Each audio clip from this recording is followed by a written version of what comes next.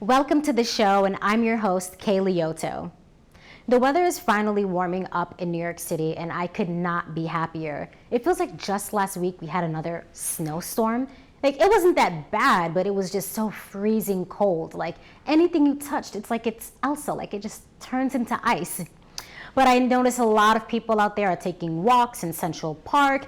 Unfortunately, I cannot be one of those people because I am one of those terrible allergy sufferers. So I won't be out there enjoying walks unless I have a mask or something on my face.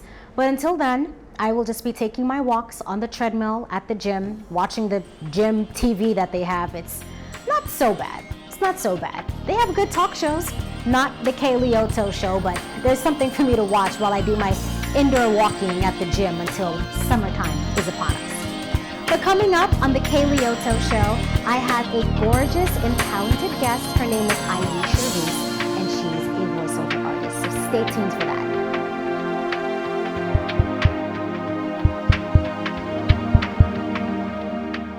I've got some great talent to share with you all today. She is the voice behind some of the most watched national TV commercials, and she has been on Broadway. Please welcome Aeisha Reese. Hi. Hey, girl. It is so nice to have you here today. How are you feeling? I'm great. I'm so honored. I'm so blessed to be here. This is awesome. I'm loving the pink blazer. Oh, thank you. It's matching my set right now. Thank you so much, Roxanne. Can you do the voice of Roxanne? I can try. All right, well, we're going to try that a little bit afterwards. Okay. I want you to tell me, what did you used to do before voiceover acting? Like, what was Aeisha Reese like before she became the voice of TV? Yes. Well, I received my degree in acting, BFA in acting at Wayne State University. And that was back in 2014. So I've been here in New York for 10 years. You're going to say it's 10 years, 2014, 2024. Right. And so I had opportunities to be signed on Broadway contracts. But unfortunately, when I moved here, I was diagnosed with Chrons disease. So of course, my life went into a different direction.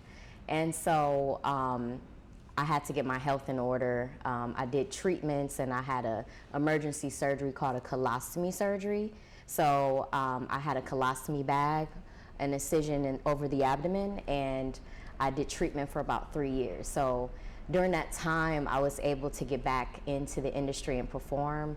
I did some off-Broadway things. I was able to tour with Busch Gardens, with Bob Klein casting. I did shows with Jeffrey Dreisbach, his casting, and I also was a resident artist, still am a resident artist of the Classical Phoenix Theater Ensemble out here. Yeah. I want you to tell me, how soon after your move to New York were you diagnosed with Crohn's disease? Like, how soon after did you find Right, so it actually was something that I had actually for many years. I was misdiagnosed earlier on in my life.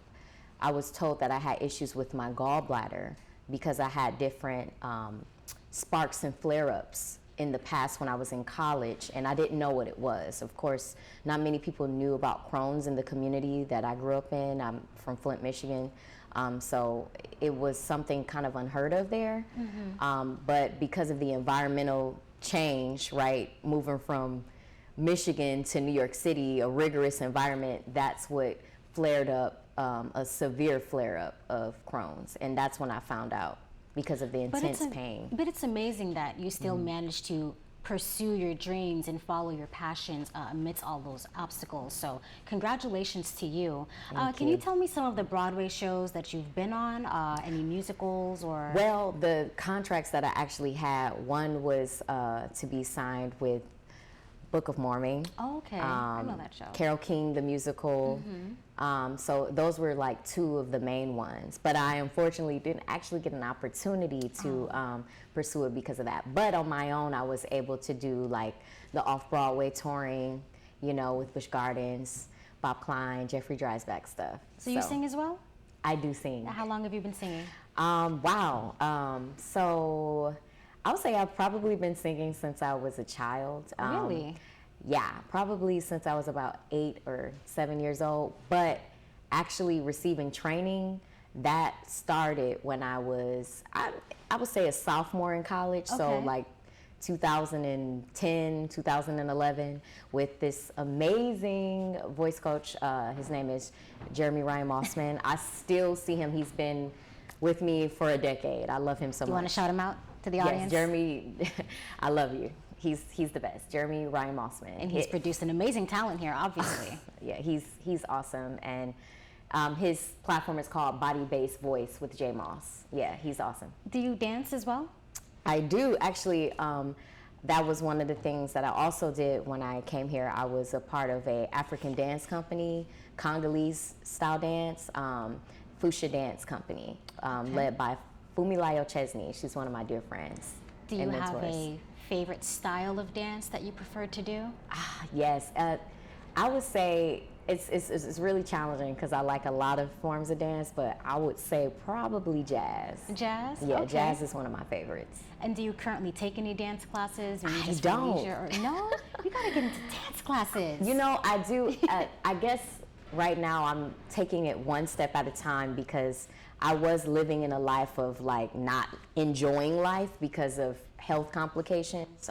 So I'm actually in a stage called short gut syndrome. So after Chrons disease, you know, and being treated for it, I went into a coma in 2017. I'm so sorry to hear that.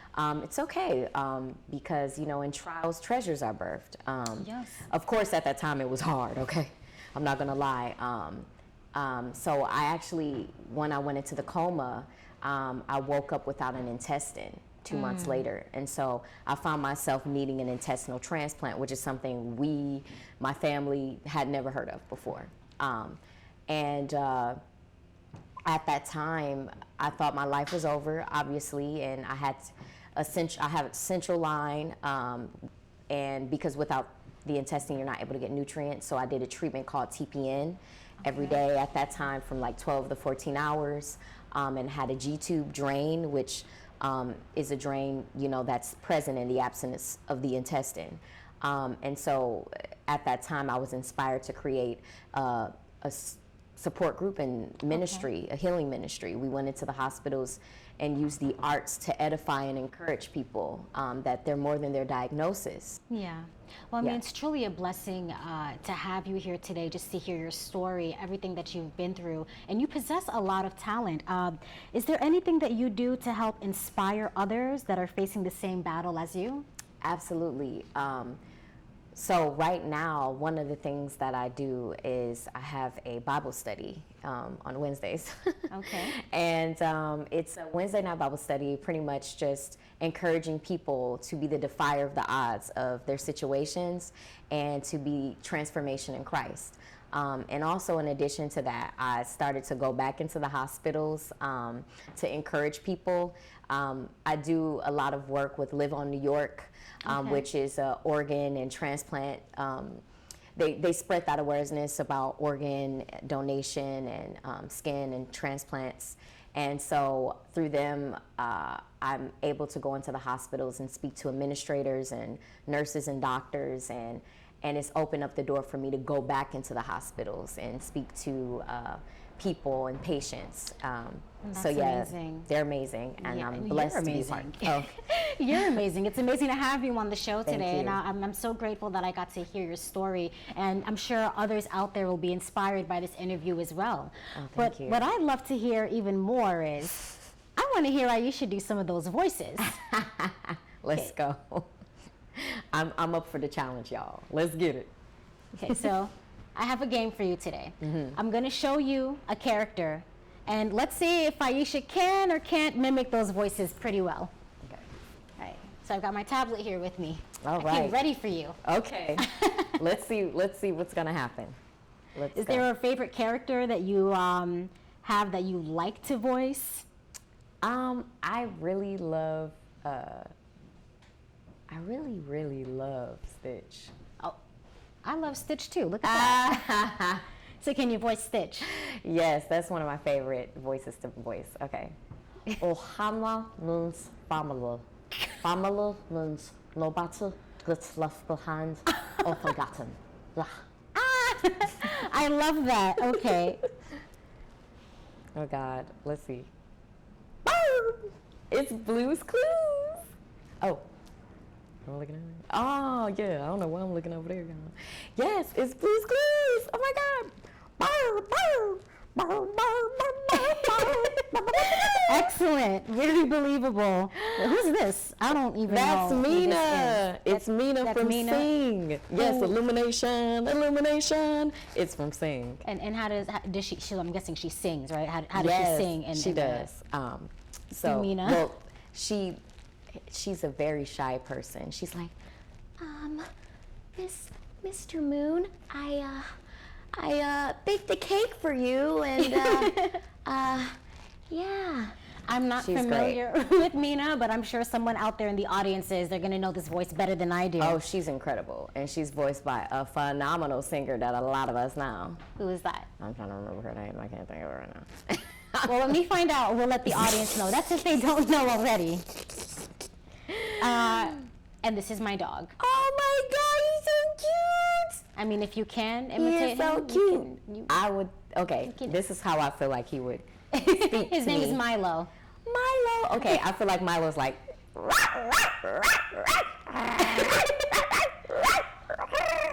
When he sees cats, he sounds a little something like that. Thank you so much for coming on the show today. It was a pleasure having you. Thank you so much for having me, Kathleen. I'm truly honored. Really, it was a pleasure talking to you. Yay. You did amazing. Really? Well, Okay. Yes. Why can't I think of the girl's name? The singer.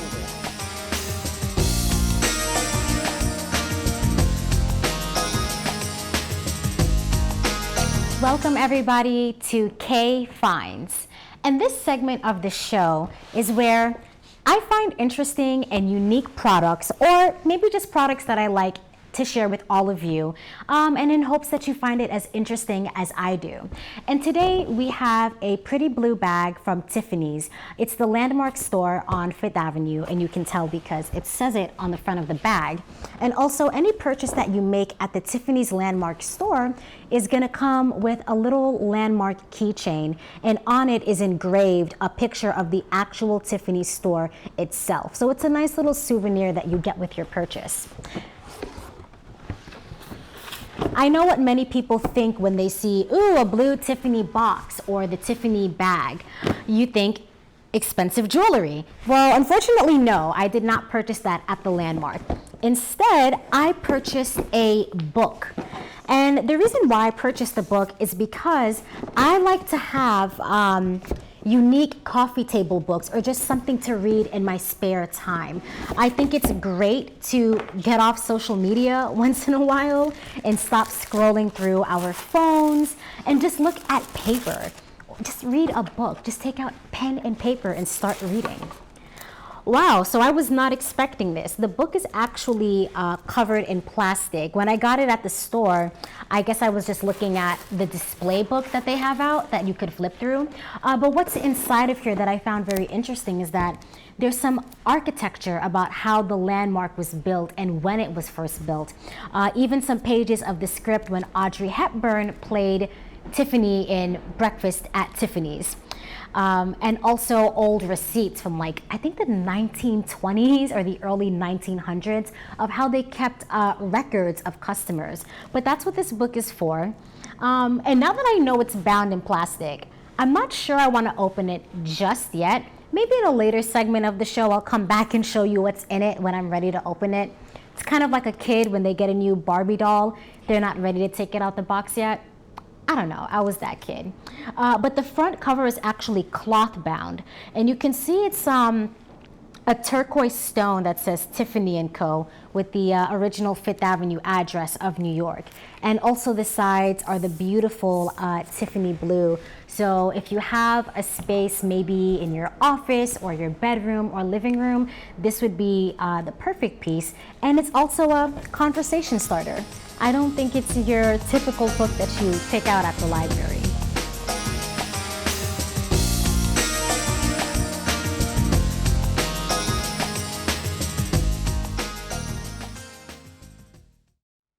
So ever so often, I like to take a little time to myself where I might read something in a book that I like or an inspirational quote that will uplift me to recharge me during the day or to end my day. And today I want to share some of that with you. And I realized that I move just a little too fast. When you're a New Yorker, sometimes you commute from borough to borough, you're focusing on work, some people have school. I think that's plenty of us out there who can relate. It doesn't have to be just New York, but I can get a little overwhelmed with crowds of people on the subways, on the streets, things just moving too fast, and that could affect me mentally as well as emotionally. So what I want to encourage you all to do is just to slow down. Even when things are moving so quickly behind you, really ask yourself, do I have to be walking at such a fast pace? Can I slow down my pace and everyone just pass me by? And maybe just focus on myself and where I need to go and what I need to do. You know, be more intentional with your actions and your physical movements. So try to shut out the world outside of you. Maybe take some time just to sit down in the park. The weather's getting nicer out there. I unfortunately can't enjoy a whole lot of it in the spring because I suffer from bad allergies. But for those of you that can, just take a walk outside, maybe in the early mornings. Be aware of your surroundings. Listen to classical music or white noise, something that you normally wouldn't do. And just slow down, take things easy, and hopefully it helps you de-stress.